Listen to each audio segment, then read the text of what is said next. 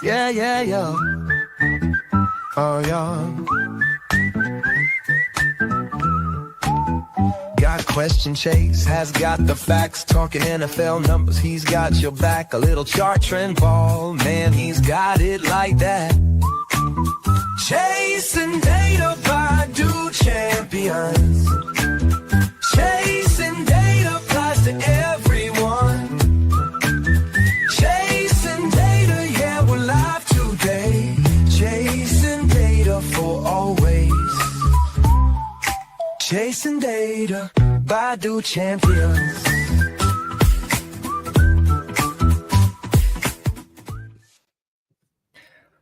What's up, everybody? Welcome to another episode of Chasing Data.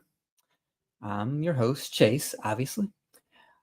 We have been pushing our way through the offseason, trying to make it through all 32 teams in reverse order of power rankings decided by myself. I have been updating them as the offseason has progressed. We are now to teams 22 and 21. I believe we have 2 more episodes after this, where it's going to be 2 teams, and then once we get to the top 16 or 18, we're going to do 1 team at a time. And that's going to take us all the way back until kickoff of opening weekend of 2025. So let's kind of recap what we do here on Chasing Data with these power rankings. If you hadn't seen the show before, what we do is we take a team and we kind of deep dive. And a lot of this is analytics based or stats based, because that is my focus with this show, is all stats, all numbers, and how I see the game from that perspective. We look at the additions that the teams have made, subtractions. We do a mock draft. We'll grade the draft once the draft has come and gone. We'll look at the strengths and the weaknesses of the team. We'll look at their cap situation, what they've done in the offseason as far as free agency, how they spent that money. What can they do to be better going for the rest of the offseason into 2025? And what's the best, worst, and most likely outcome for this team? Who can be an X factor? Who's a drop-off candidate? Are there any MVP candidates on the team? We'll deep dive with all these teams, and we're going to see where we can get to get all the way to number 1. So before we get started, let's do a new little thing. Pre-game warm-up. So before we get into the rankings, got a few recent topics to discuss. First one is Juwan Bentley of the New England Patriots. He got released. Kind of a surprise, in my opinion. He's been there for 7 seasons, had 68 starts, over 500 tackles, and was a captain for the season. You know, last year they let Matt Judon walk. They released him, I should say. He goes to Atlanta, doesn't do terribly too much, kind of on the second half of his career. 5.5 sacks last year. So another somewhat surprising release, but they are trying to turn over that defense that was god-awful last year. They have so many holes. Somewhat a surprise, but not entirely surprised. Secondly, Devin White has been signed by Oakland, Las Vegas Raiders, a 1-year deal. Last year he played for Houston and Philadelphia. His career has kind of been not as great as you expected for as highly as he was drafted. Last year was the best year of his career, though. I mean, he had the best grade of his career.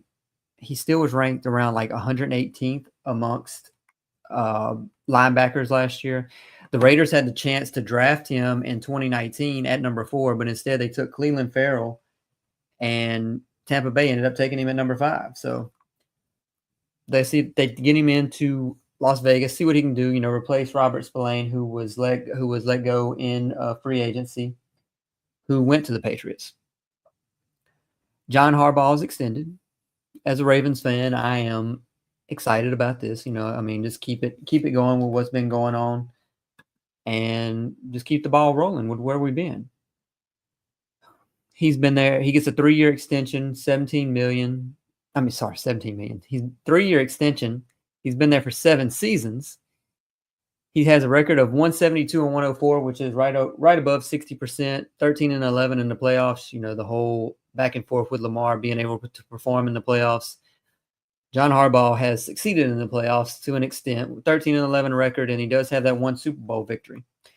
So could be a little better, but you did get that Super Bowl if you're a Ravens fan. Tyreek Hill, still got a lot of ups and downs with him. Where is he going to end up?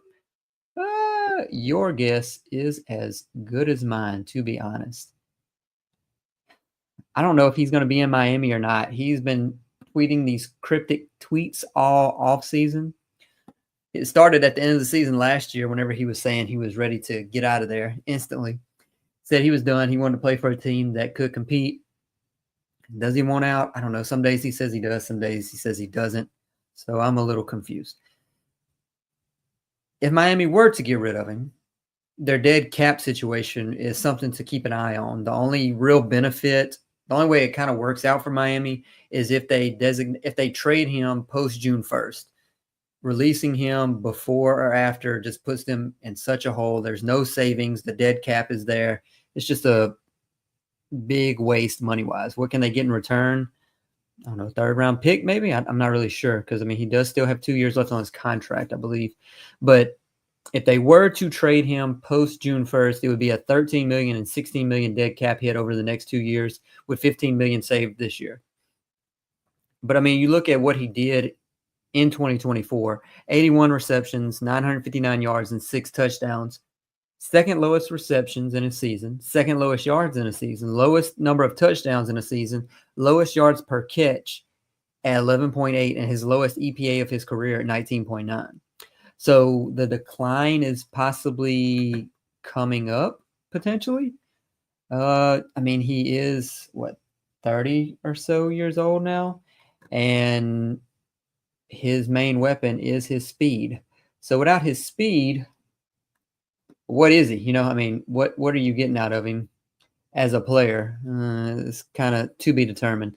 And that offense is so built to work specifically a certain way and without much variation. You see whenever Tua goes out, it kind of falters. Like Mike McDaniel has that offense built to the way that he wants, and that's that. That's the end of it right there. So they also had the league meeting this week. It's a yearly thing that goes on. If you're not really familiar with it, it's where they vote or try to implement new rules that could be changed for the upcoming season.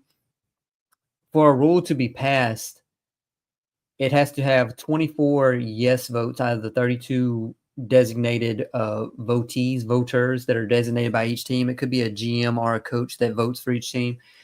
So some of the things that they discussed and voted on this year was the new overtime rule. And basically what they're doing is changing it to be like the postseason. Both teams will get the ball no matter what. It was before where in the regular season, if the first team got the ball and they scored, game was over.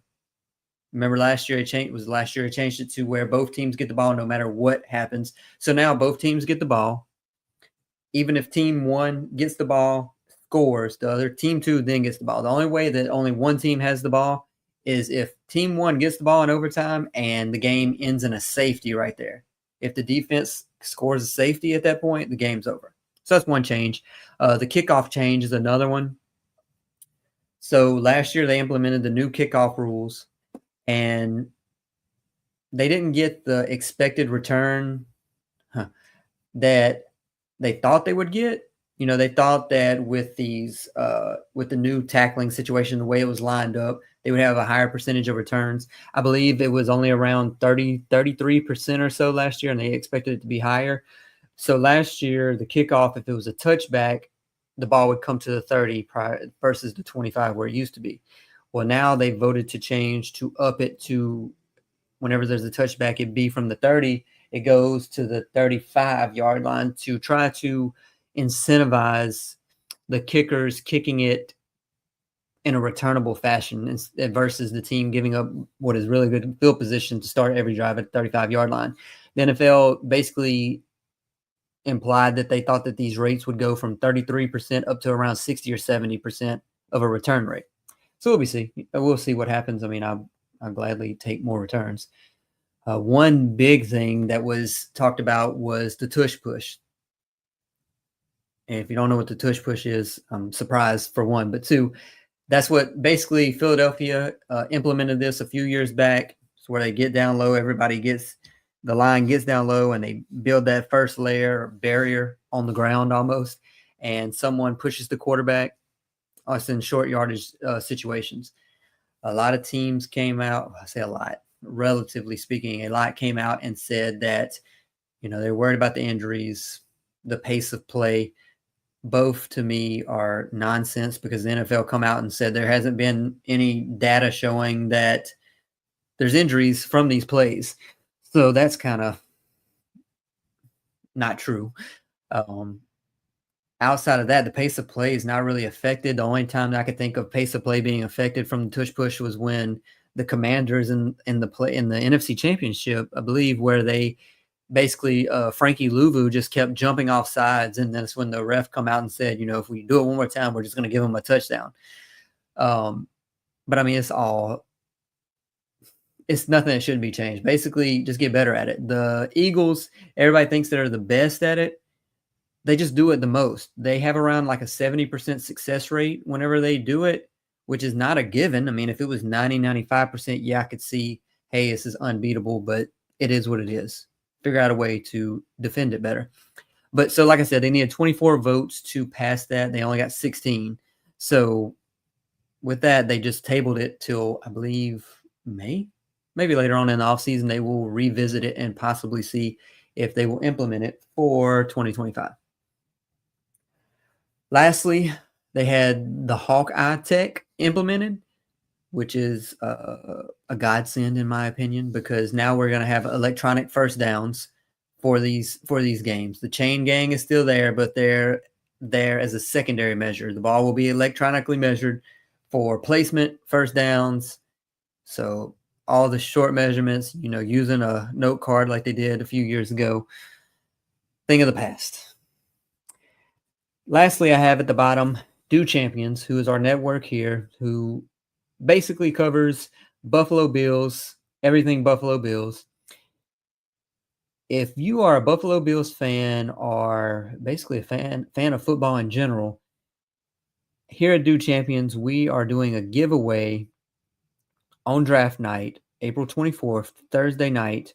We will be live for the draft, and what you have to do is follow us on social media, X, Instagram, YouTube, and go on there, repost. There's a tweet that we have. You can see it on any of our accounts.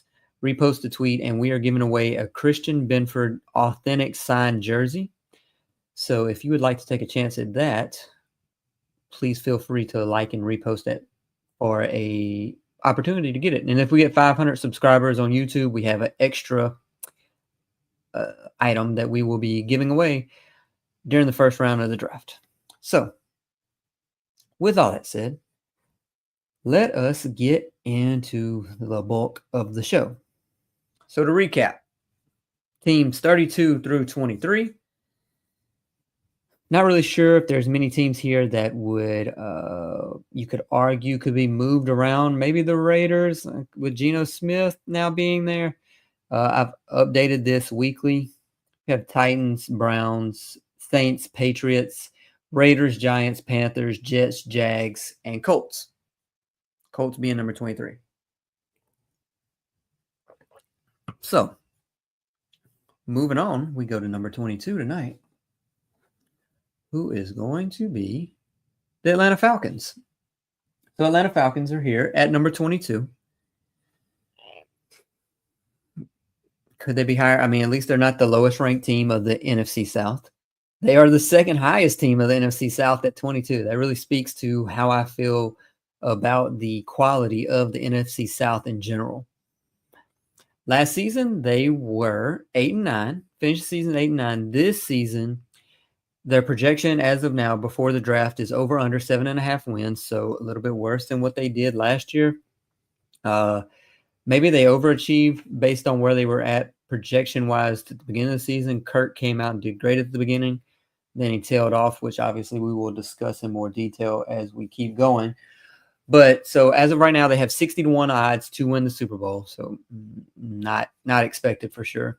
Last season, they started 4-2.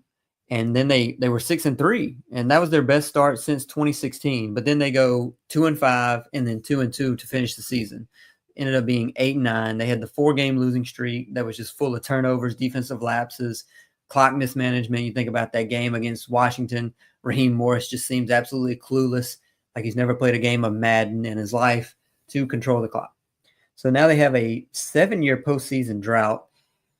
So we will see if they can improve on that going into 2025.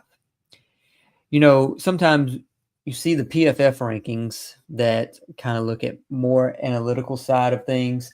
They had them ranked as the 4th best team overall, which is just absolutely insane to me last year. They had their peaks and they definitely had their lows, but I mean, they could have had the number 1 overall offense, and that defense was not allowing them to be ranked top 10 overall. I mean, I don't know where they got 4th, but regardless. Head coach is Raheem Morris, like I said earlier. As a coach, he's been 12-16 in Atlanta. That's right over a 40% win percentage, 29-47 overall. So that's a 38% wins percentage in his 5 seasons as a head coach. He's had just 1 winning season in his career. So is he on the hot seat? If they finish worse than 8-9 this year, yeah, he definitely could be on the hot seat for sure. Because you also think about the clock management. To me, as a head coach, any head coach who cannot manage the clock is truly baffling to me. How you cannot do some of the most simplistic things as a head coach. But whatever, here we are. Offensive coordinator Zach Robinson. Last year they were basically mid-level for a lot of these metrics as far as offense goes. 14th in points per game at 22.9, 6th in yards per game at right at 370, 55% red zone scoring percentage, which was 20th. So there's the negative with this offense. They could move the ball, but once they got to the red zone, they couldn't convert it into a touchdown. 4.5 yards per carry, which was lower than what I expected, especially having Bijan in the backfield. Did have 130 rush yards per game, which was 10th. They were 5th in pass yards per game. That number's a little skewed just based on like how well Kirk Cousins did at the beginning of the season. He threw the ball. He also turned it over a lot. So the offense stays the same as far as leadership goes. The defense is where we get the changes. Last year it was Jimmy Lake. Now, somewhat of a surprising move, I would say. They bring in the defensive coordinator from New York Jets, and Jeff Ulbrich, who ended up being the interim head coach after Robert Saleh got let go midseason. But under Jimmy Lake, the defense was god-awful. 23rd in points per game allowed, right under 25. 22nd in yards per game allowed. They were good on 3rd down, bad on 4th down. So, last year we saw a lot more 4th down attempts, and they couldn't get off the field. 28th in red zone percentage. Like I said, they were scoring a touchdown 55% of their red zone opportunities. They allowed a touchdown 68% of the time. The opposition was in the red zone. So not ideal in the least. Average against the rush, 4.5 yards per carry. 120 rush yards per game. Like I said, average. They gave up the highest completion percentage in the league at nearly 70%. And they paired that with having a god-awful defensive line and having the second fewest sacks in the NFL with just 31. Lowest was 30, I believe. So they were right there at the bottom. But like I said, Jeff Ulbrich comes in from New York. He's had a top 5 defense in New York over the last 3 seasons. And they had down years the last 2 years compared to where they were 3 years ago with the level of talent that they had in New York. So moving on, let's talk about their additions first. There's some key ones, but we'll cover everything, all the high points of this team. First off, you see Leonard Floyd on the left. Kind of a surprise, I guess. They signed him to a $10 million contract. It's only 1 year, so big swing. See what happens. Other players have got somewhat of the same contract, but last year he had 8.5 sacks. He's been very consistent over the last 4 seasons in San Francisco around that 8.5 sack number. almost a 14% quarterback pressure percentage, which is ideal. 48 quarterback pressure. So if you get him in there and just say, hey, pin your ears back and get to the quarterback, what's wrong with that on a 1-year, $10 million deal, especially when they don't have pass rushers to begin with? Not pictured but added is Divine Diablo, who they get on a 2-year, $14 million contract. To me, it's almost like they're reaching for that Troy Anderson, what they wished he would have been as a linebacker. Both of these are probably your top 2 linebackers that you use as a user on Madden, just because they are top tier speed users on Madden as a linebacker. So I think they're maybe reaching for him to try to see if they can get more of what they expected to get from the Troy Anderson. See what happens. Bar is relatively low for that linebacker position. They extended Jake Matthews, who's pictured there on the right, one of their top offensive linemen. 2-year, $45 million, deserved numbers for him. He's average, slightly above average as a run blocker. He's even better as a pass blocker, which is good. Keep the offensive line intact, especially when you have the rookie, second-year young quarterback, basically his rookie season, in Michael Penix, sorry. Re-signed Mike Hughes, 3-year, $18 million. Re-signed the special teams guy, Kadero Hodge, return specialist. They did cut Grady Jarrett, which was definitely a surprise for me. The defensive lineman, defensive tackle that's been there for many, many years. His entire career has been spent in Atlanta. They saved $16 million, but he's had down years as of late. So he's gone. He moves on to Chicago, who gives him a rather lucrative contract to come there after his, like I said, last few down years.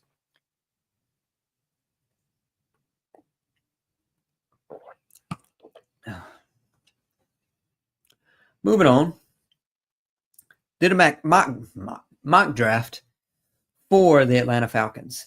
They have maybe the worst draft capital in the NFL for 2025. Do I expect them to possibly make some trades to trade back and collect some picks? It's possible, because they have a ton of holes on this defense. And as you can see, top 3 picks that I have made are all defensive players. So let's go through them a little bit. I did them and the Cardinals together in this mock draft and discuss why I made the decisions that I made. So first off, at 15, I have them taking Mike Green. Mike Green, to me, could go anywhere from around 8, maybe to like 20. So this is right in the middle of the range that I expect him to go in that first round. He reminds me kind of Khalil Mack, coming from that small school and putting up crazy numbers. Last year, led the FBS in sacks. He played only just 2 bigger schools last year, but he still showed up. I mean, was it top tier talent? No, but I mean, it wasn't like he was just dominating these small schools that Marshall plays against. He's high 90s percentiles in both run D and pass rush win rate. I mean, he would be a strong outside linebacker in a 3-4 scheme, and Jeff Ulbrich kind of manipulates what he does. He kind of switches it up a little bit. So he's very versatile. Athletic freak also. I mean, he is exactly what Atlanta needs. They need someone to go get the quarterback. Is that their biggest hole on this team? It's very possible. You could definitely argue that the defensive line is the biggest issue. They still have Arnold Ebiketie, who has not panned out to what they thought he would be. They do get Braylon Trice back. He was injured last year, but if Mike Green's at 15, you take him. Take the chance. One more thing about him, you think about he went to the Senior Bowl, and that's when he ran over Josh Connerly, the tackle from Oregon, who is not a scrub, to say the least. And he said, "This is enough. I've shown my stock. I'm going home." And then he had his pro day and showed out more. I want to say for his pro day, he showed a few reps at a linebacker position to show his versatility. So like I said, take him at 15 if he's there for Atlanta. Second round at 46, Siobhan Ravel, who was having another small school guy, but was having an amazing year before last. Gets injured last year, has that torn ACL, but he's an athletic freak. If he can develop to be sound fundamentally, sky's the limit. Especially you pair him as CB2 with AJ Terrell, which is what they need. AJ Terrell is still top tier, but they need a CB2, CB3 as well. But they have Mike Hughes, still need more, especially in that secondary. Fourth round, have them taking a linebacker. I've said this time and again, linebacker is one of the hardest positions to predict going into the NFL based on the change that you make from the collegiate game to the NFL. A lot of changes. Hash marks are different. Coverages, the way teams line up are totally different. This guy used to be he's a former safety on the lighter end for a linebacker, but he can and will make the tackle in open space.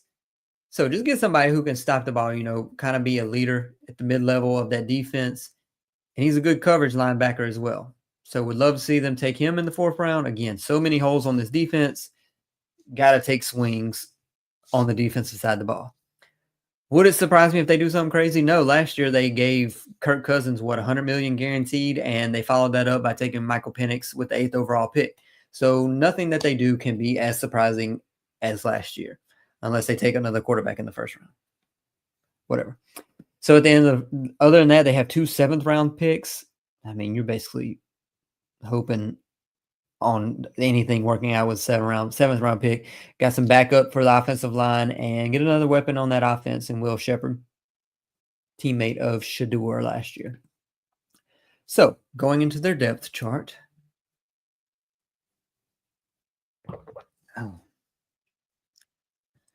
The orange font players are all the players they signed in free agency.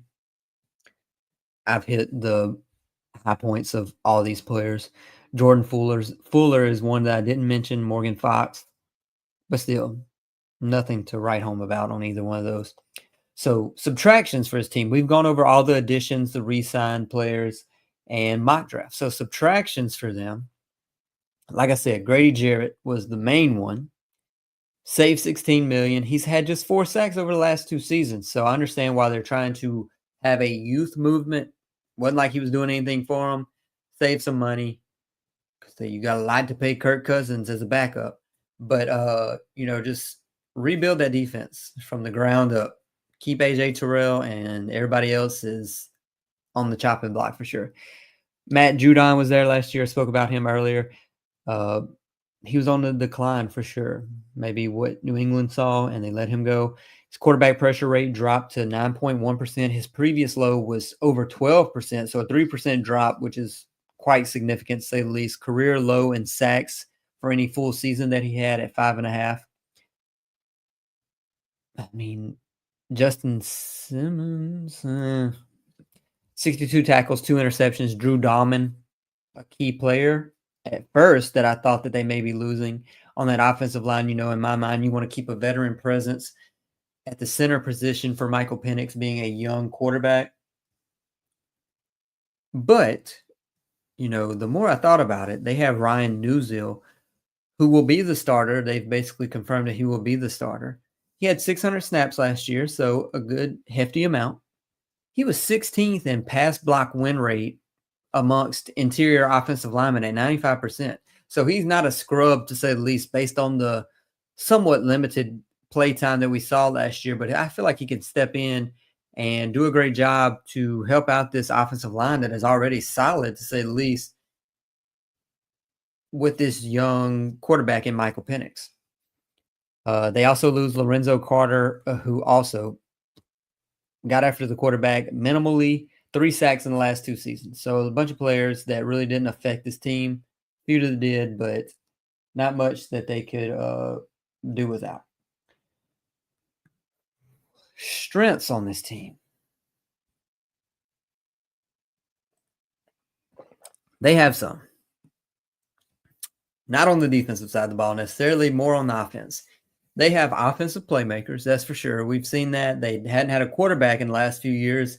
Kirk Cousins, you thought he may have been the quarterback, but that kind of tailed out towards the end, which we'll talk about in a second. But they have Bijan Robinson. What is he, top 5, top 3 running back in the NFL? Depends on what day of the week it is. But last year he had almost 1,500 yards on the ground, 14 touchdowns, over 400 yards receiving with another touchdown through the air. I mean, he just forces missed tackles, always has big plays, great dual threat out of the backfield for this team. Pair him with Drake London, their wide receiver 1, who had almost 1,300 yards, which is the highest by a wide receiver in Atlanta since 2020. So, they got something to work with there. Pair him with their wide receiver 2 and Darnell Mooney, who was a great signing. At first, I wasn't sure because he didn't really do too much in Chicago, but then he came to Atlanta and did better than what I thought he would. He had a lot of big plays from him, go routes that you saw a lot of, has the speed. That was the second best year of his career, 64 receptions, almost 1,000 yards, 5 touchdowns. He had a 40.5 receiving EPA, expected points added. So throughout the season, he added 40 points based on his gameplay, which was 19th in the NFL amongst all wide receivers. So basically, you could argue he's a top 20 wide receiver when given the opportunity, which is ideal when you're pairing him with 2 other great weapons in Drake London and Bijan Robinson. Offensive line, somewhat of a strength. They had 32 sacks allowed, which was the 7th least. They do have a young quarterback of the future. Whenever we go back to these teams below, there's some question marks as far as quarterbacks go for the future. Titans don't have one. Browns don't have one. Saints don't have one.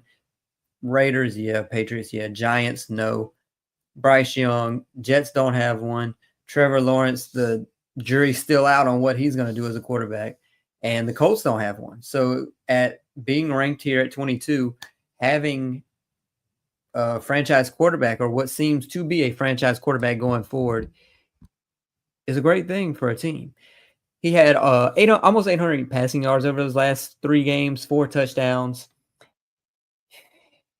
When you look at him versus Kirk Cousins, let's just run through the numbers. Kirk Cousins, in those, what he played, 14 games, 67% completion, 250 pass yards per game, 18 touchdowns, 16 interceptions, minus 0.01 EPA per dropback, minus 35 total EPA just in those last 5 games. So he basically, to simplify this, subtracted 35 expected points based on his gameplay alone in those last 5 games, which is what led to him being benched. Compare that to Michael Penix. Michael Penix, slightly lower completion percentage at 58% versus 67. Same yards per game, basically. 3 touchdowns, 3 interceptions, so basically the same ratio. But here's the difference. Kirk Cousins' EPA per dropback was negative 0.01. Michael Penix, positive 0.11 per dropback. Over those last 5 games for Kirk Cousins, a minus 35 EPA.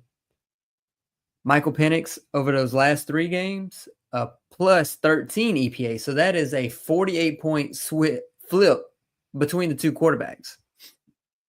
So that, to me, I think the door is shut on Kirk Cousins in Atlanta. He started the season basically not fully healed from that Achilles injury, and then he had the kind of sketchy, back and forth with what was going on with the other injury. Was it his shoulder, I believe? Wasn't really reported, then it was. I don't know. But there's no reason that Kirk should be the starter in Atlanta. Michael Penix came in and showed that he's the quarterback of the future, especially over Kirk. But Kirk, with that injury, they really couldn't run play action. They couldn't run, deep handoffs, I would say, because he was so god-awfully slow coming from under center, which is what he does, and it really held them back as a team on the offense. Michael Penix is, does he scramble a lot? No, but he is more of a threat than Kirk Cousins. Plays more out of the shotgun than Kirk, I would say. More likely to convince a team that the run play may be happening in play action. So Michael Penix is the future. Another strength, Braylon Trice coming back. He did not play at all last year, 3rd-round pick. Injured all last year, but he's coming back healthy. They do have Caden Ellis as an inside linebacker. So, I mean, linebacker position, they have one of the two spots filled, basically. He's the third player in NFL history to have 150-plus tackles, 5 sacks, and an interception in one season. So, ideal gameplay from him. That's strengths. Offense is mostly where all the strengths are at. Defense, Weaknesses on this team. You look at their weaknesses. The main one that kind of stands out is Kirk Cousins being owed $40 million as a backup quarterback. I had tweeted out a few weeks ago, I want to say in the last decade, which obviously wouldn't be any more expensive beyond that, but the highest paid backup quarterback in the last decade was Jimmy Garoppolo in San Francisco whenever that was the Trey Lance year, and he was being paid $12 million. So $12 million is the most expensive backup quarterback in NFL history prior to this year, where it is currently Kirk Cousins at $40 million.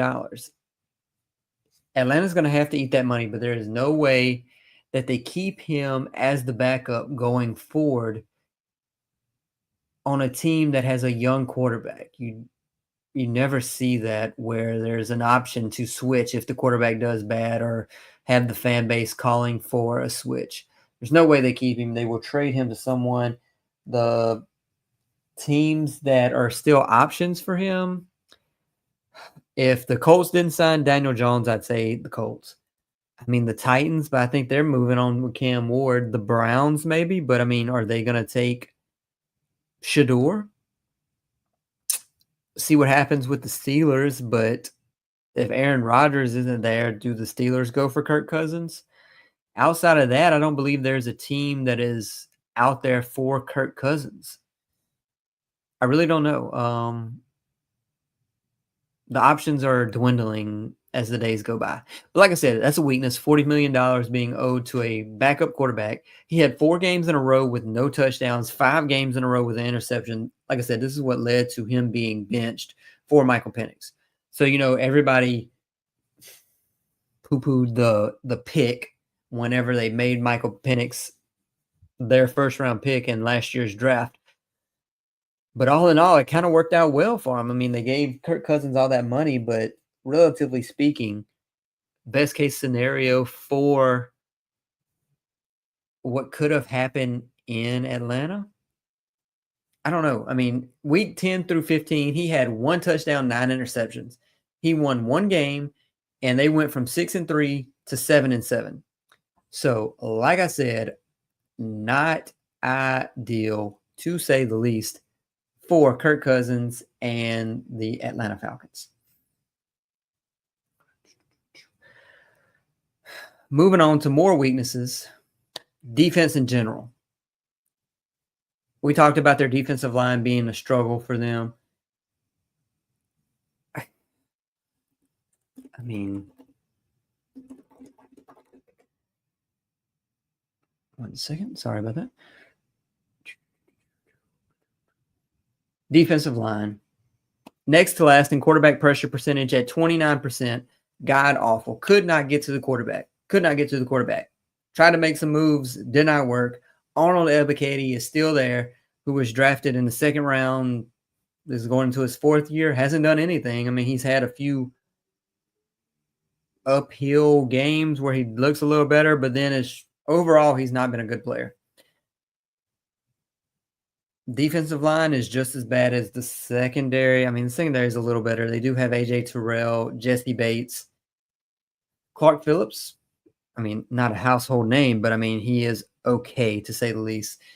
But like I said, they need to draft more, get some more secondary help for A.J. Terrell.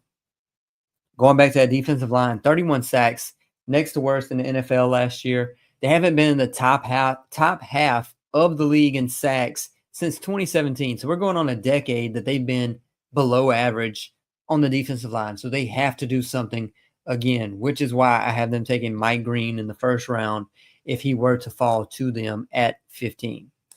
Jeff Ulbrich is there.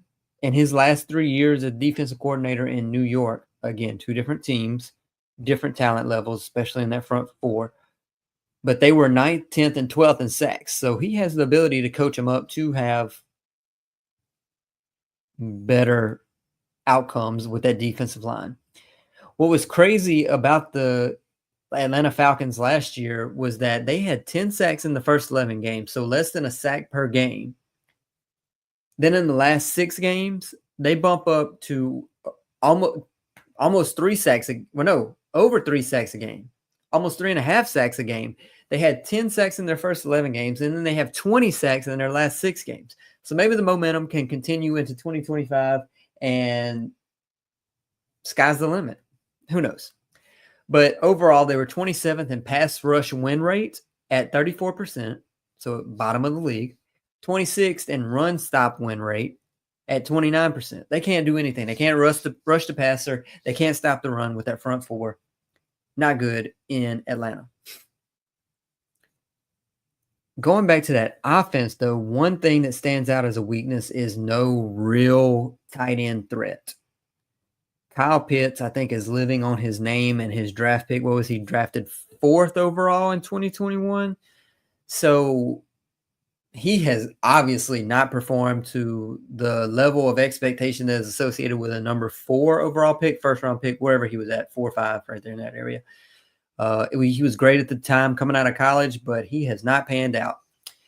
And in this draft, I don't have them taking a tight end, but there are numerous options for tight end replacements for Kyle Pitts. Weeks 5 through 8 last year, he had 314 yards, 12 touchdowns, 65 or more receiving yards in those games. Final 9 games, 188 yards. He regressed back to the mean for Kyle Pitts, 188 yards, 1 touchdown. Can something click with he and Michael Penix? I mean, it didn't really show too much last year, so we'll see what happens, but not looking great in Atlanta as far as tight ends go. So when I look at this team for 2025, the team's going to go as far as the quarterback and the defense can take them. I mean, that's a given for pretty much any team, but more of a focal point for this Atlanta Falcons. He's a young quarterback. Can he confirm his spot as the quarterback of the future?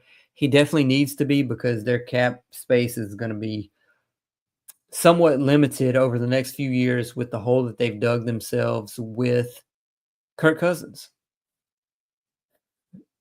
And I just wonder if the defense can become something better than a bottom 5 unit in 2025. Like I said, very low bar, but it's where we're at. And to recap with their cap situation, they currently have $292 million committed for 2025, which is the 10th most. But I mean, a majority of that is going to Kirk Cousins, $40 million. So $40 million of that to Kirk, $17 million to David Onyemata, who is still a cut candidate for this team, in my opinion. Had a okay season, but they already let Grady Jarrett go. So, I mean, he could be a cut candidate, in my opinion. There's really no one else that is a problem as far as contracts go or as being overpaid on this team. They still have $12 million in cap space, which is the 6th least. I mean, the free agent market is slim pickings. Let's look at the free agents. So, I mean, like I said, $12 million in cap space. Not much there. They're not going to bring in a quarterback, running back, wide receiver, tight end. Gerald Everett's the only one of note. Offensive line, they don't really need none of these players. Maybe it's just his backups. Defensive, could they go all out and trade for Trey Hendrickson?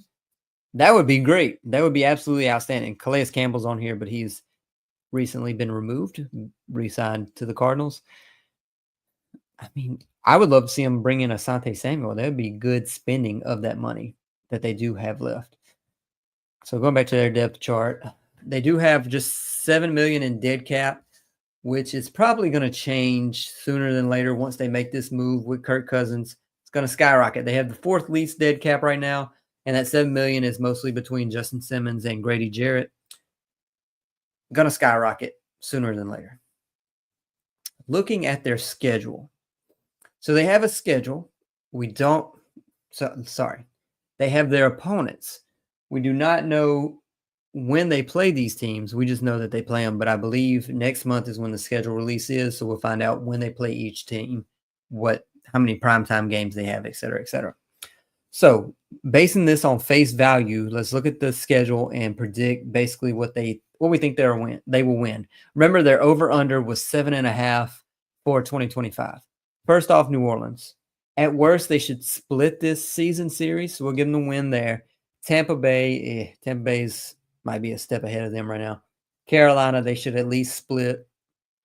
Buffalo, 2 different teams. Rams, 2 different teams. Washington, 2 different teams. Seattle, I can see them pulling that victory out. That it's going to come down to the trenches like every other game does, but that offensive line and Sam Darnold is an issue. But on the flip side, the Falcons also have the same issue with their defensive line. Can they get to Sam Darnold and win that game? Potentially. And Miami to finish off the home schedule. Looking at the away set split with the Saints, Tampa Bay's in an upper echelon compared to them, especially with that offense. Carolina split. Arizona, could they pull out the victory? Potentially. New England, they could win, should win. The Jets, they should win. San Francisco, I don't know if they're there yet. San Francisco this is a make or break it year for them.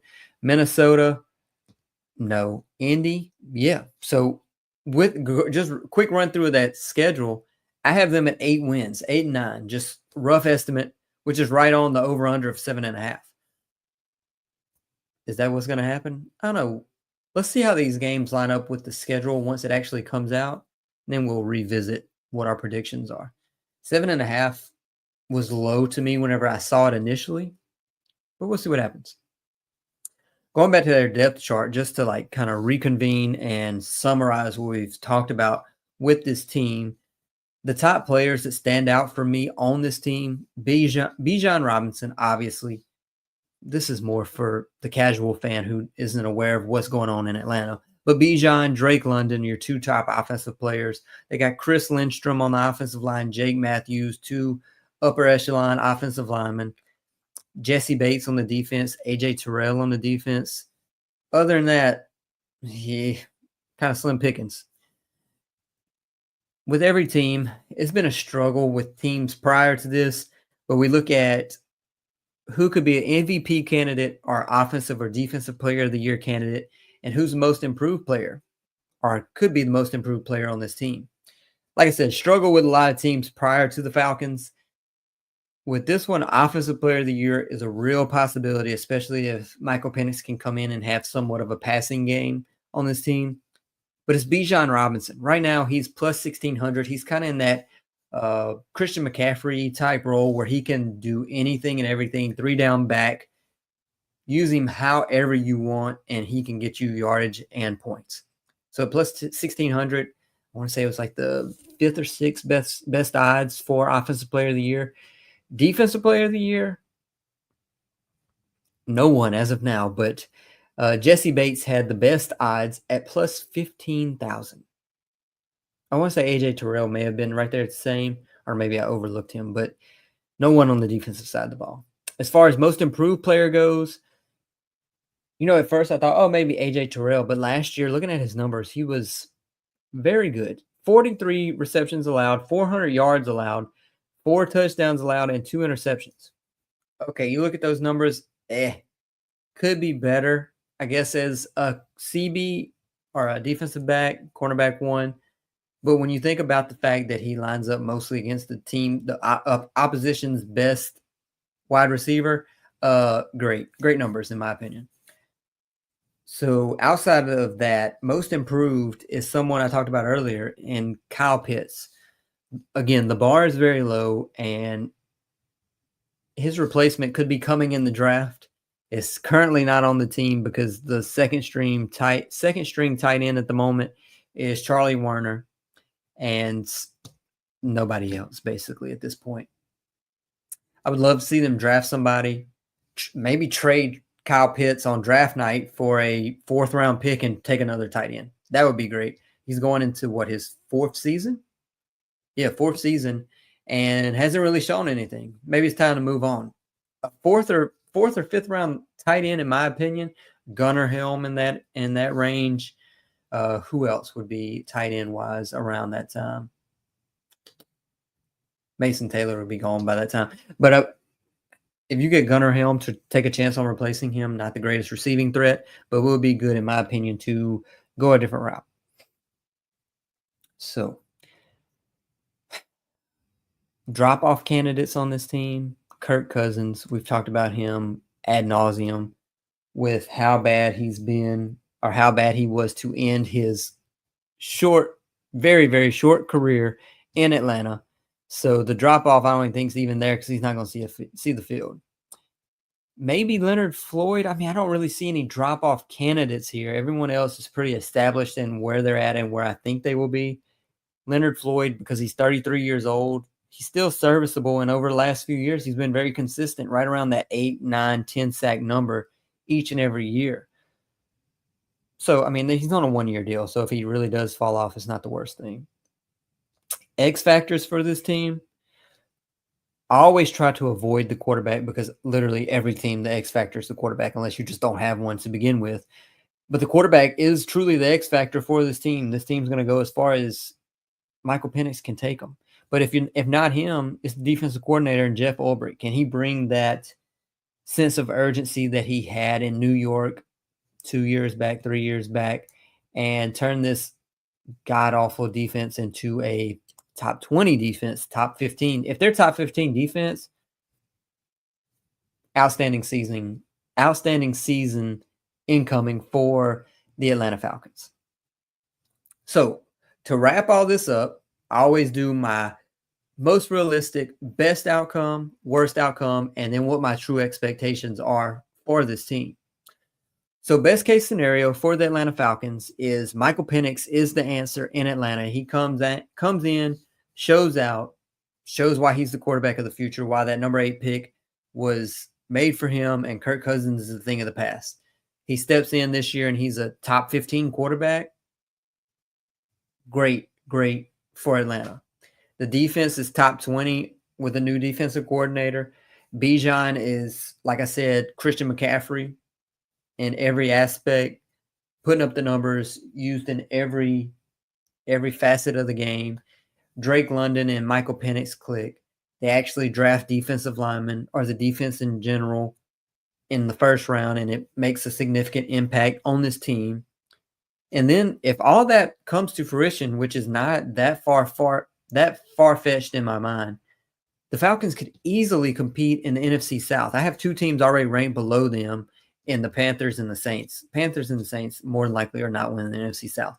Currently, the Falcons have the second best odds at plus 250 to win the NFC South. Tampa Bay's at plus 105, so it's not a large gap as far as the sports books go. So who's to say they can't do it? They're currently plus 3,500 to win the NFC, but we're not going that far. We're trying to take it one step at a time. If they can win the NFC South, Atlanta fans will be ecstatic going into 2026. On the opposite end of that, worst case scenario, Michael Penix is the 20th best quarterback. Doesn't really show too many flashes in this second season. Bijan can't succeed, and that's a relative term, due to the quarterback limitations in the pass game. I mean, he has a high floor, but he can't excel to the level that he possibly could. The defense is no better. They miss on the draft again. They've had a lot of misses as of late, and they finished the season without a future quarterback, owing Kirk Cousins many tens of millions of dollars, and they're 7-10. They do have a higher floor than the teams below them, but 7-10 may be where they could possibly end up. My expectation for this team, though, Michael Penix is serviceable as a quarterback, 15 to 20th as far as quarterback rankings go. Bijan is, again, a top 5 running back. They get improvement from London, Pitts, and Penix as far as their connection goes. Do they trade Kyle Pitts? I do believe it's on the table for sure. The defense is at least, let's say, 5 spots better compared to where they were in 2024. And they end up playing for, like I said earlier, around 9-8. And that could either be a wild card position or possibly win the division, because the NFC South is not going to win 11 plus games, in my opinion. So 9-8 could win that division. We saw it over the last 2 years where the winner in Tampa Bay had around that record. to finish the season. That's all I got for the Atlanta Falcons. So quickly, we are going to do our quick ad break before we get into team number 21.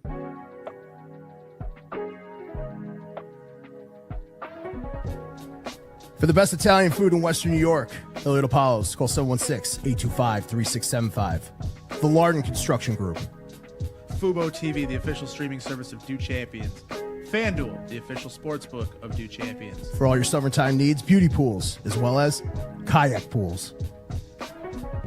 CX Chronicles, your total customer solutions focused manager. W.GG, the official energy drink of Do Champions. Hey, Sons of Erie, our artwork looks better on your walls.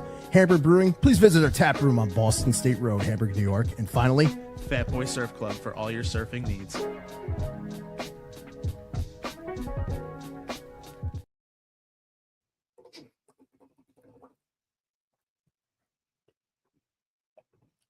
So, going forward, like I said, this is where we were at with the rankings. Now we move into almost the top 20. We're almost there. We're slowly making our way through this power ranking in the off season. We had one bird at 22. We're going to go to another bird at 21. In the Arizona Cardinals. I almost said Atlanta Falcons again. Arizona Cardinals at 21. I have them here.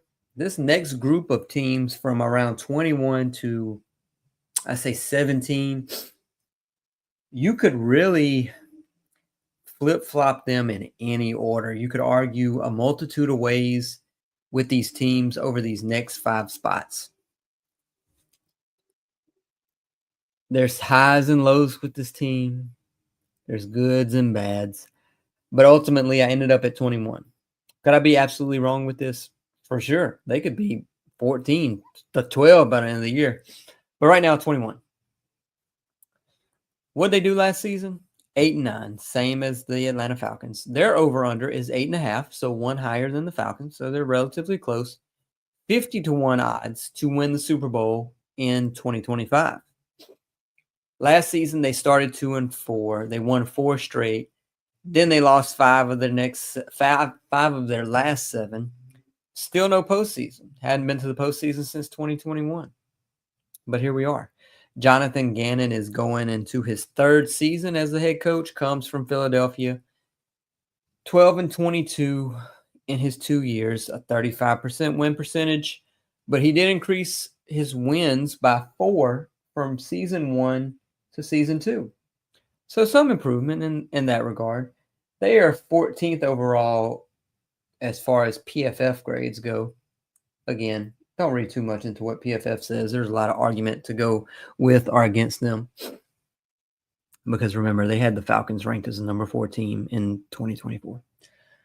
Jonathan Gannon's input on this team, they had the least number of penalties in 2024, just over 5 per game. Outstanding for an entire season, to say the least. Offensive coordinator stays the same. Defensive coordinator stays the same. Drew Petzing is offensive coordinator. They were 11th in points per game, 11 in yards per game. Good on 3rd down, bad on 4th down. Probably not in favor of the tush push at the voting. Not sure how they voted, but wouldn't see them being in favor. 2nd in the NFL in yards per carry at 5.3. That is greatly skewed due to Kyler Murray being in the backfield. James Conner, great running back, but having Kyler Murray as a threat on the ground also helps tremendously. 7th in rush yards per game, 18th in pass yards per game. And like I said, fewest penalties in the league. Defensive coordinator stays the same. Defense was bottom half of the league for sure. A lot of commonality with these teams as of late is the defense. But 16th in points per game allowed. That's their best stat as far as defense goes. 20th in yards per game. 25th in yards per carry. 3rd worst completion percentage at secondary. I thought was better, but they gave up a 69% completion percentage. 7.3 yards per play, which is 22nd. The pass rush was better than what I thought. They had 41 sacks, 31 in Atlanta, 41 for the Cardinals. So they were average, 6.6 sacks percentage, which is mid-level. But the problem was they were 26th in quarterback pressure rate. They did get sacks once they got there, but the issue was getting there. So with their additions in the offseason, the main focal point is the guy you see here. Goes by the name of Josh Sweat, comes from Philadelphia, and reunites with his defensive coordinator in Philadelphia, and Jonathan Gannon, who, like I said, is the head coach of the Cardinals. 4-year, $76 million money, which was the second most amongst defensive linemen. I believe Milton Williams got a more lucrative contract, but that 4 at 76 is 15th on average value for 2025 amongst edge players. 28 years old, 40 sacks over the last 5 years. He's not in there for the run game. He's in there for the pass rush. We all know that. 2.48 pressures per game. They also re-signed Baron Browning, who got traded to them midseason last year. We'll talk about him a little bit more in a minute, but he had just two sacks last year, 17 stops. But he definitely showed flashes in Denver. They get him back on a 2-year, $15 million, which is reasonable money for sure. And I do believe he will take a step up in 2025. Get some run D help in Dalvin Tomlinson, who comes over from Cleveland, I believe, if I'm not mistaken. Jacoby Brissett is now the backup quarterback, who has been definitely serviceable as a QB2 in the NFL. Definitely shown some flashes over the last few years, New England namely. Akeem Davis Gaither, run game help again. On the offensive side, they got Evan Brown back, Kelvin Beachum. Evan Brown started all 17 games at guard last year. Kelvin Beachum played 16 games and had 12 starts at tackle. So some solid movement in the offseason as far as free agency go. They had plenty of money to use in free agency. So first thing we're going to do after talking about those additions is the mock draft. They have just 6 picks, but they are more quality picks versus the Falcons. Falcons had a 1st, 2nd, 5th, 7th, 7th, I want to say, or 1st, 2nd, 3rd, 7th, 7th. What was it? 1st, 2nd, 4th, 7th, 7th. Okay. We have 1, 2, 3, 4, 5, 7 for the Cardinals. I have them taking first in the first round. They pick right after the Falcons. Yep, 15, 16.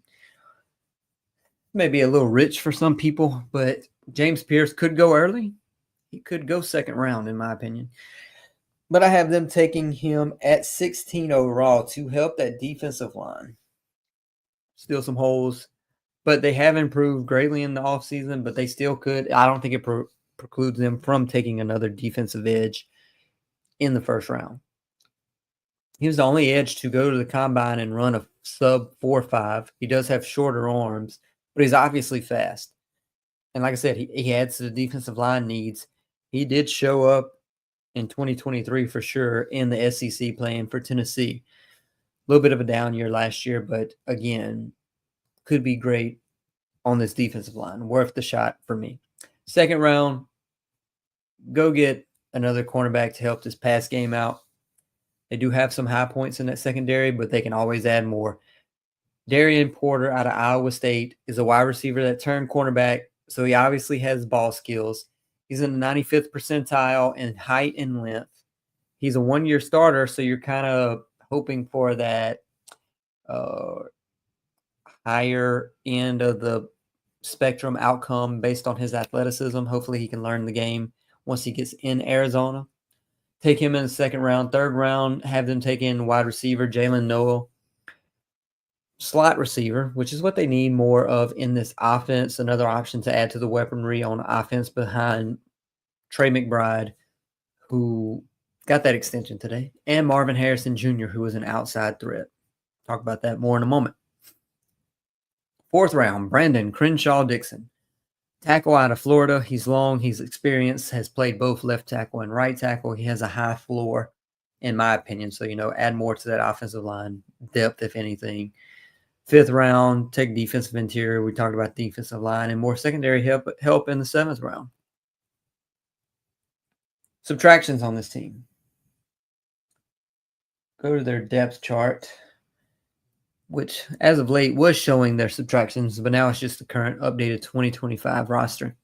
They lose Dennis Gardeck, defensive edge on this team. Kaiser White, who was a linebacker, who was a captain, 137 tackles, 2.5 sacks. So that's a void to fill on this team. They do bring in Michael Walker.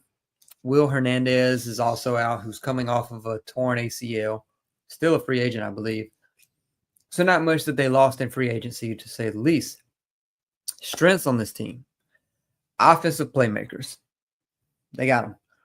Kyler Murray, 3,800 yards, 21 touchdowns, 11 interceptions last year. A great improvement on his seasons. He's had ups and downs, but last year was definitely a step in the right direction coming off of the injury. 550 rush yards, which is his most since 2020. So dual threat quarterback for sure. Marvin Harrison Jr., who is an enigma, to say the least, I would say.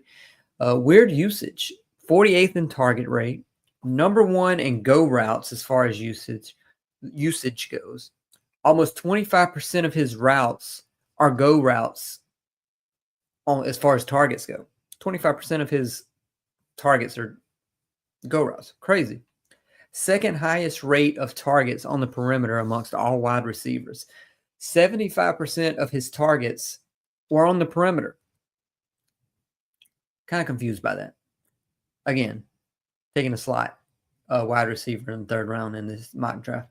Trey McBride, I had in my notes that I was going to discuss how important it was for them to extend him as soon as possible. What happens today becomes the most highest paid tight end in the NFL. So they shore that up. He's there to stay for years to come. His 2024 was outstanding. Only downside was the lack of touchdowns. He did finally get those touchdowns towards the end of the season.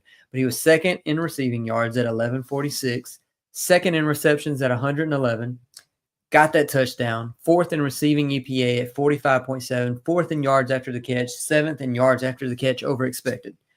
Amazing tight end with only upside from here going into his third year. James Conner, top 10 running back, 30 years old. We'll discuss that age in a moment, but I mean, he's been great. And last year was another great year. The offensive line, you can consider that a strength, I guess, if you'd like. Third fewest sacks at 30, but I mean, a lot of that is alleviated due to Kyler Murray and his ability to escape the pocket, run around like crazy, and extend the play. The defensive side of the ball, less strengths versus the offensive side. The D-line, you could say, is a strength, possibly. They did bring in Josh Sweat. They re-signed Baron Browning. They're getting back Ojulari this year. I mean, who was injured last year? BJ Ojulari, not Aziz, sorry. So they have him there. I mean, all this compliments Zaven Collins, who led the team in sacks last year at just 5, but did lead the team in sacks. Now they have Calais Campbell, who is also there. Older player, comes back to Arizona, but definitely can be a leader in the locker room and help this team out for sure. Baron Browning, like I said earlier, he had just 2 sacks, 3 quarterback pressures, and 4 tackles for loss in the 8 games that he was there after the trade. So he definitely can improve from where he was last year. But we'll see what happens. Secondary, you could argue, has some strengths for sure with Buda Baker. They have Max Melton from last year. Garrett Williams has been a nice surprise for this team, who they took in the 3rd round 2 years ago. So looking at their weaknesses, could their quarterback play be better? Yeah, but I mean, you can't really argue. He's definitely serviceable for sure and could lead this team to a Super Bowl one day if he has all the pieces around him, especially on the defensive side of the ball. But they do have weaknesses on the defense, like I stated earlier. They're starting to have less, or we're starting to have less weaknesses as we move up these power rankings. And like I said, they could be anywhere from 21 to 17. You could really flip-flop them anywhere, but I have them at 21. But the weaknesses is that defensive line, as far as last year goes, they were 28th in pass rush win rate at 33%, 20th in run stop win rate at 30%. They do have some holes on the offensive line. I mean, it's not the best. Could be better. Serviceable, to say the least. But a weakness when we're trying to find a weakness in this team. With this team, I mean, could they compete in the NFC West? Absolutely. But that NFC West, they have a lot of question mark teams in the NFC West. The Cardinals being one. The Rams, who are probably the favorites, I would guess, to win the NFC West right now. They're one injury away from being 5-11, 5-12 with Matthew Stafford. So the division's really up in the air. I mean, you have the Niners. They've lost a lot of talent, let a lot of talent go. And then the Seahawks, who have had a complete turnover with Sam Darnold and the offensive line issues. So kind of iffy on what's going to happen with the Arizona Cardinals in this division. Their cap situation, they have $273 million committed, which is the seventh least. Kyler is owed $43 million, which is okay. I mean, it's 10th on average value for 2025. Jonah Williams at $16 million, Jalen Thompson at $15, Justin Jones at $11. I mean, that's one of the worst contracts of the roster, but I mean, nothing else just really stands out as an awful contract. They still have $44 million in cap space, which is the third most. And again, looking at these free agents that are left, who could they bring in? J.K. Dobbins is a running back too, because I mean, as of right now, it's James Conner, Trey Benson that they took last year. Do they want J.K. Dobbins? Yeah, I don't know. Bring in Amari maybe? I don't know. They don't need tight end. I don't think they go after Trey Hendrickson just based on the fact that they just paid Josh Sweat. They brought in Calais Campbell. John Kaminsky is retired. Oh, Asante Samuel would be nice in this defense, but here we are. Just $7 million in dead cap, which is the sixth least. DJ Humphries is the majority of that.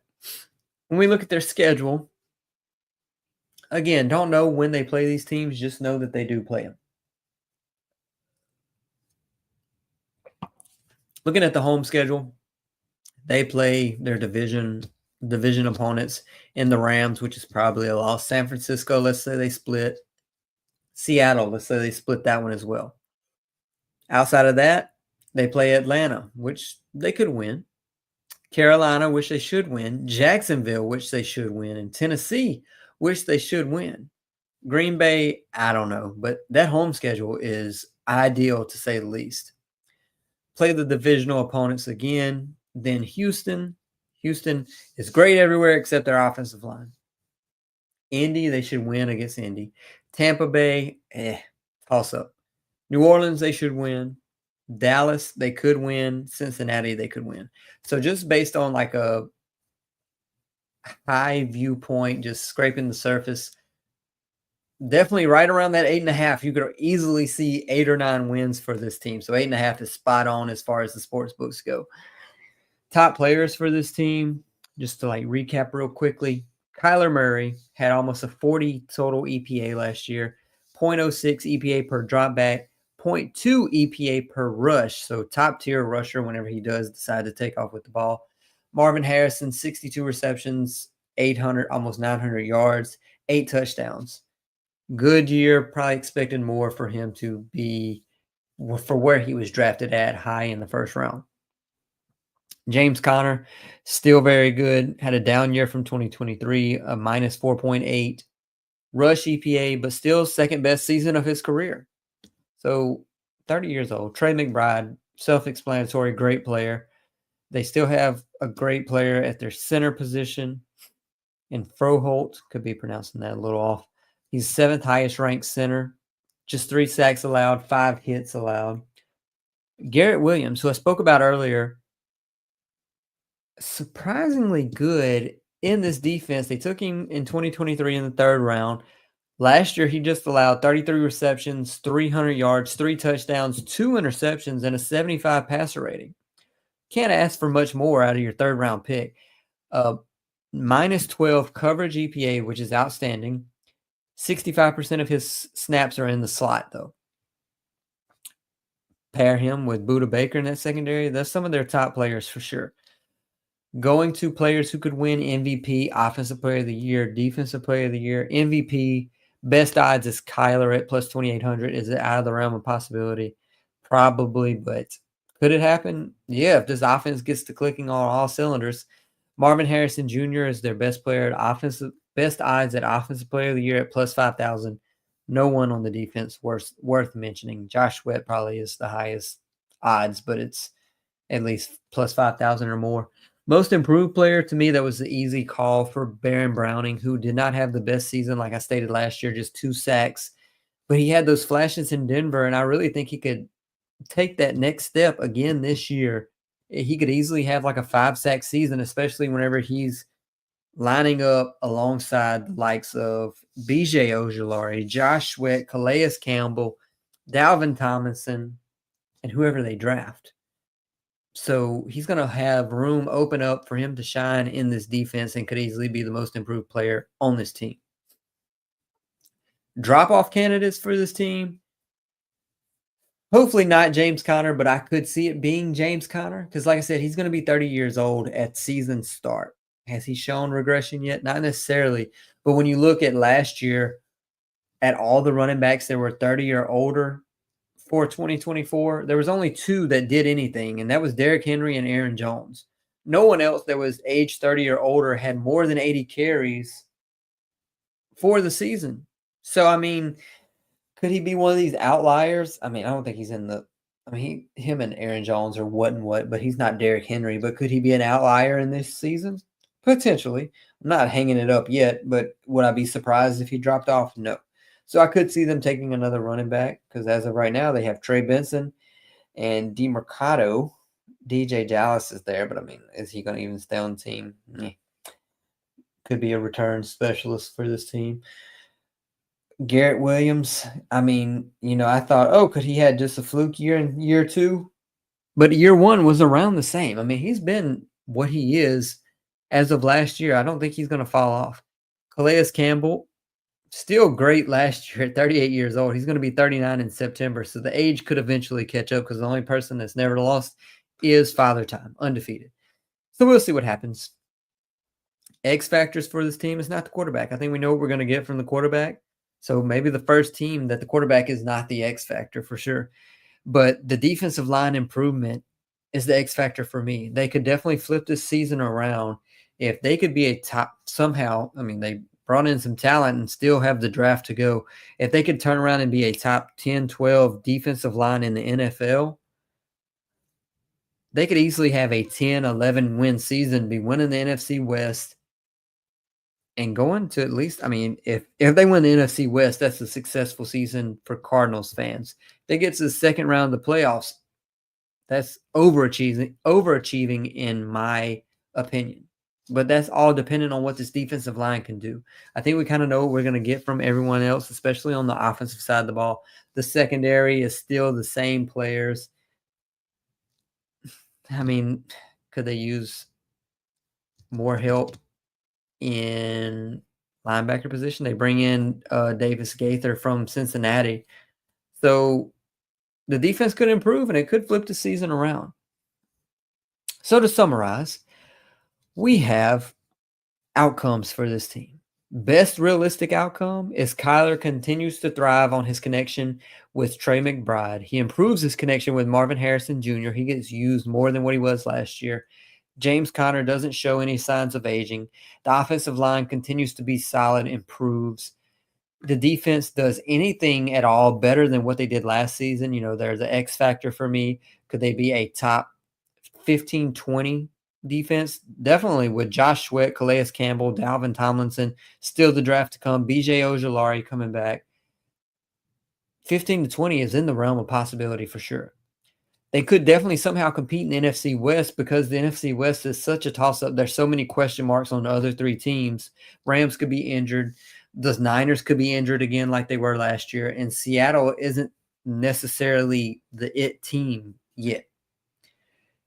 Sportsbooks have the Cardinals with the worst odds to win the division at plus 600, so it aligns with me having them ranked last in the NFC West, but plus 3,500 as NFC champions, which I want to say is the same as the Falcons, right? I believe they were plus 3,500 as well. Let's see. They were, plus 3,500. They were plus 250 to win their division, but plus 3,500, just like the Cardinals, to win the NFC. That's best case scenario. Worst case scenario that is realistic is Kyler doesn't do really much more than what he has before. The run game takes a step back due to the aging factor. The defense is still not there, even though they bring in Josh Sweat. He was more of a product of his environment in Philadelphia with all that extreme talent around him. And they end up playing for 6-11, 7-10 because the rest of the NFC West just kind of beats up on them. The expectation for this team is that the offense stays where it's at. The defense improves some, not much, but it's serviceable. 20 to 22-ish range on the defense. Maybe they finished 9-8, 10-7 versus 8-9 last year, unless they can hit big in the defensive on the defensive side of the ball in the draft, which is possible. Just 6 picks, 1 pick in rounds 1 through 5, and then a 7th round pick. So we'll see what happens. I mean, it's possible that they do win the NFC West. Both of the teams tonight have a path to winning their division in the Falcons and the Cardinals. So that pretty much does it for tonight. Here's the rankings again to see where we're at.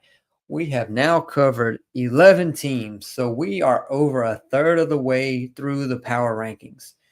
2 more episodes, I want to say, of 2 teams per episode. Then we're going to take the deep dives even deeper with teams 16 through 1. We do have the draft coming up. We will have a network-wide draft show that will be live the night of the draft, first round, April 24th. And then we'll continue with the power rankings. Until then, please go follow Do Champions at Do Champions on every social media. Follow myself, King NFL Stats, where you will get more than your share of analytical breakdown of every team in the NFL. If you're a Bills fan or want more Bills content, follow everyone involved at Do Media. And until then, catch you next week.